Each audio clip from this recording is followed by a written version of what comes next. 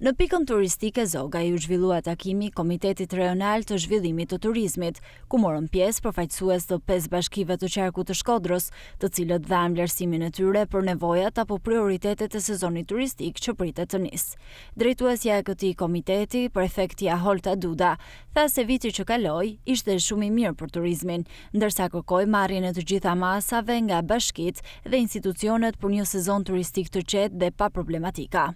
Gjatë vitit 2025, në qarkun Shkodër, mund të themi se janë mbi dyfishuar numrat e vizitorëve, qoftë në pikat ose në sitet e monumente kulture apo në muzet që ofrohen për vizitorët në këtë qark, por patjetër edhe në terma financiar, le të themi që gjenerimi i financave ka qenë në shifrat mbi të fishuara gjatë 3 viteve të fundit.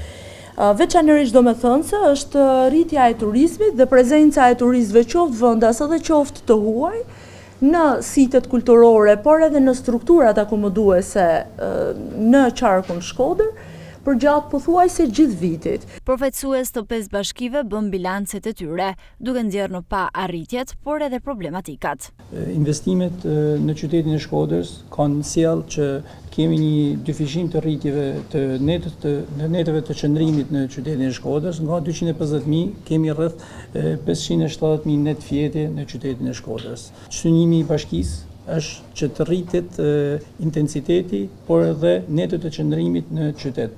Dhe në këtë kuadër janë në zhvillime sipër disa projekte mallore për qytetin. Presim që gjatë gjithë vitit 2026 të kemi rreth 250.000 vizitorë.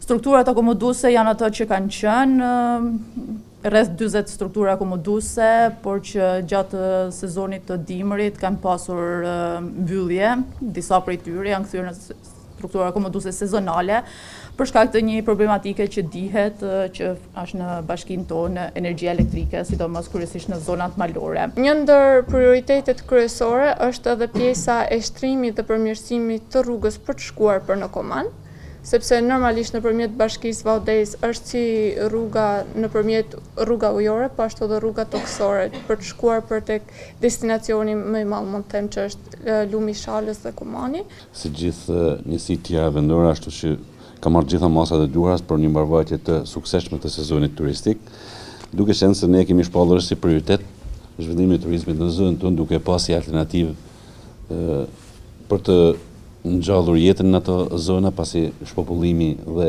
ikjet masive të banorëve të zonave tona kanë krijuar një problematikë që në rast se nuk zhvillojmë turizmin ose nuk japim theks të theksuar zhvillimit të turizmit, edhe ato banorë që janë do na largohen. Për renovimin e turizmit, Bashkinë e Fusharës janë marrë tëra masat dhe si vjet në gusht do bëjmë një maraton ndërkombëtare me 1500 garus dhe kjo do bëhet në pjesën e mjekësisë së neshme në Pyll, kështu që i kemi marrë gjitha masat, po me edhe ajo pjesa se nuk ka shtim me biznese, po me paketën e maleve thamë se do shtohen sepse ne nuk kena kapacitete shumë, sepse ka full sezonin, është shumë i kënaqshëm, mbulojmë deri në gati 20.000 turista në vit. I pranishëm në takim në drejtori i policisë së Shkodrës Akil Kalo thekson që janë marrë masat për sezonin turistik, ndërsa shtoi si problematik pjesën muzeale të pedonales në Shkodër. Vlerësojmë se gjendja aktualisht është ashtu si edhe vjet është e qëndrueshme.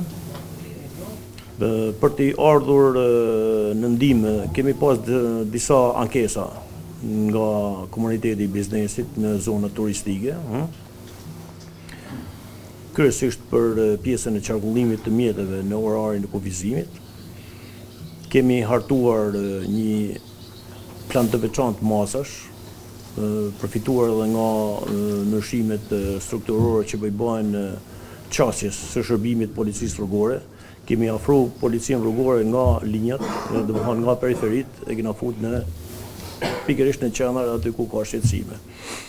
Janë vlerësuar si me rrezik të lartë zona e pedonales në Shkodër, zona e Gjuadolit, zona historike e Zdrales, Kalaja, lagja Shirok, Këzogaj. Prefektja la udhëzime të qarta për marrjen e të gjitha masave për garantimin e sezonit turistik në të gjithë qarkun e Shkodrës.